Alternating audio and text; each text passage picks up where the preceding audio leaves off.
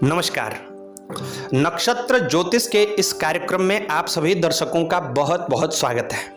मैं आचार्य पंकज शास्त्री आपका अपने चैनल पर हार्दिक अभिनंदन करता हूं। उपस्थित हुआ हूं नक्षत्र ज्योतिष को लेकर के। जैसा कि आप सभी जानते हैं, आजकल जो हमारा चर्चा का विषय बना हुआ है नक्षत्रों को लेकर के बना हुआ है। कैसे आप भिन्न भिन्न नक्षत्रों में जन्मे लोग विभिन्न प्रकार के कार्य करते हैं और उन कार्यों में आप अच्छी खासी सफलता प्राप्त कर सकते हैं, जबरदस्त लाभ आप प्राप्त कर सकते हैं।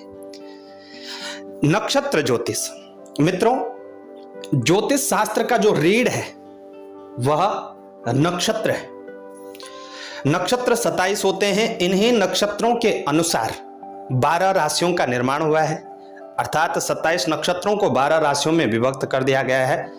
आजकल प्रायः राशिफल से ही हम काम चला लेते हैं, लेकिन यदि जब भी हम किसी जन्म पत्रिका का विश्लेषण करते हैं और बात करियर की होती है, कार्य क्षेत्र की होती है, जॉब की होती है, कौन सा क्षेत्र हमारे लिए सर्वश्रेष्ठ रहेगा, उसमें नक्षत्र की भूमिका बहुत बड़ी होती है। जिस समय जातक का जन्म होता है, हम जन्म लेते हैं, उस समय हमारे सौर मंडल में कौन सा नक्षत्र व्याप्त था, कौन से नक्षत्र में हमने जन्म लिया है, इसी बात पर भाग्य का निर्णय किया जाता है। तो चलिए बहुत सारी बातें नहीं करते हैं, और आज हमारा जो नक्षत्र है 7वां नक्षत्र है पुनर्वसु नक्षत्र। हम पुनर्वसु नक्षत्र की बात करेंगे। पुनर्वसु नक्षत्र में जन्मे जातक अपने जीवन में कौन कौन से क्षेत्रों में अच्छी सफलता प्राप्त कर सकते हैं। विशेषकर यह जो हमने सीरीज शुरू की है करियर को लेकर के की है, क्योंकि बहुत सारे लोग जो ज्योतिष शास्त्र की मान्यता को मानते हैं उन लोगों को बहुत कंफ्यूजन होता है ज्योतिष शास्त्र में कार्य क्षेत्र को लेकर के। कौन सा कार्य क्षेत्र हमारे लिए अच्छा रहेगा, किसमें हम अच्छी खासी सफलता प्राप्त कर सकते हैं, इसका निर्णय कर पाना उनके लिए बहुत कठिन हो जाता है। क्योंकि जन्म पत्रिका में हम 10वें भाव से देखते हैं, लेकिन कभी कभी ठीक उसके विपरीत व्यक्ति कार्य क्षेत्र चुनता है, और वो कारण नक्षत्र ही है। चलिए आज बात करेंगे पुनर्वसु नक्षत्र की। तो पुनर्वसु नक्षत्र के जो प्रथम 3 चरण हैं मिथुन राशि के अंतर्गत आते हैं, और अंतिम चरण पुनर्वसु नक्षत्र कर्क राशि के अंतर्गत आता है। अब मिथुन राशि का स्वामी बुधदेव, पुनर्वसु नक्षत्र के स्वामी बृहस्पति, लेकिन अंतिम चरण जो कर्क राशि में आता है उसके स्वामी होते हैं चंद्रमा। तो बस यही बदलाव हो जाता है। नक्षत्र का तो स्वामी एक ही होता है, लेकिन राशियों के भिन्न भिन्न स्वामी हो जाते हैं। और यदि नक्षत्र स्वामी और राशि स्वामी आपस में मित्रता रखते हैं तो कहीं ना कहीं व्यक्ति अच्छा लाभ उनसे प्राप्त करता है। लेकिन नक्षत्र स्वामी और राशि स्वामी दोनों परस्पर यदि शत्रु हो गए तो कहीं ना कहीं ऐसा जातक अपने कार्य में बहुत ज्यादा संघर्ष करता है, परिश्रम करता है, लेकिन उसके हाथ कुछ भी लगता नहीं है। बृहस्पति का नक्षत्र पुनर्वसु नक्षत्र के जो 3 चरण हैं वह बुध की राशि के अंतर्गत आते हैं। तो बुध और बृहस्पति का पूर्णतः प्रभाव इस नक्षत्र में जन्मे जातकों पर होता है, प्रथम 3 चरणों में जन्मे जातकों पर। क्योंकि बृहस्पति विवेक के स्वामी हैं, बुध वाणी का स्वामी है। तो बुध और बृहस्पति का प्रभाव होने से पुनर्वसु नक्षत्र में जन्मे जातक, उनका जो सबसे पहला क्षेत्र है पत्रकारिता।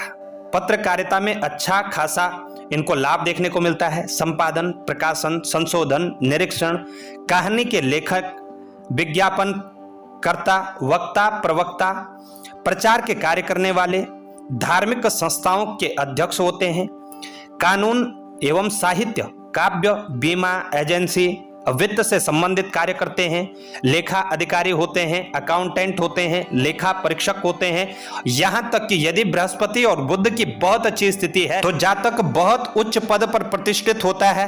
ये कोर्ट से संबंधित कार्य करते हैं, कोर्ट में जज का कार्य करते हैं, सिविल इंजीनियर बनते हैं, दंत रोग विशेषज्ञ बनते हैं, मेयर, काउंसलर, स्कूल में अध्यापन का कार्य करवाते हैं, अनेक भाषाओं के ज्ञाता होते हैं तो भाषाओं के अनुवादक होते हैं, रजिस्ट्रार, राजदूत, संदेहवाहक इत्यादि का कार्य करते हैं। जबकि जो पुनर्वसु का अंतिम चरण है, चतुर्थ चरण, वह कर्क राशि के अंतर्गत आता है, और इस पर देवगुरु बृहस्पति और चंद्रमा का पूर्णतः प्रभाव देखने को मिलेगा।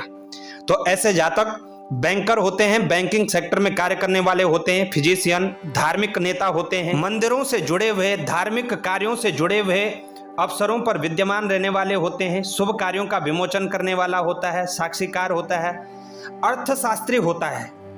इकोनॉमिक्स ऐसे जातकों की बहुत अच्छी होती है तो अच्छा अर्थशास्त्री होता है। सांख्य योग का विशेषज्ञ होता है। प्राचीन धर्म ग्रंथों की ओर विशेष रुचि होती है। पुनर्वसु नक्षत्र के चौथे चरण में जन्मे जातक प्रधानाध्यापक, बहुमूल्य एवं ऐतिहासिक वस्तुओं का संकलन करता होता है। अच्छा व्यापारी होता है। जल से संबंधित अगर ऐसा जातक कार्य करे, चंद्रमा अच्छी स्थिति में हो तो जल से संबंधित कार्य, मोती का कार्य, वह अनेक रत्नों का कार्य कर सकता है। यातायात से संबंधित कार्य, जितने भी कार्य क्षेत्र जुड़े हैं उनमें अच्छी खासी सफलता प्राप्त कर सकता है। सार्वजनिक हितकारी संस्थाओं से जुड़ा हुआ होता है और यह डेयरी से संबंधित कार्य, सब्जियों से संबंधित कार्य करता है, कृषि से संबंधित कार्य करता है। महिला संस्थाओं का प्रमुख होता है और स्त्रियों के विभाग में अच्छा अधिकारी होता है। प्रिय दर्शकों, यह पुनर्वसु नक्षत्र में जन्मे जातकों के लिए कुछ कार्य क्षेत्र थे। निश्चित ही यह कार्य क्षेत्र आपको आगे बढ़ने में बहुत ज्यादा मददगार साबित होने वाले हैं। कई जन्म पत्रिकाओं के विश्लेषण के बाद हमने ये वीडियो बनाया है।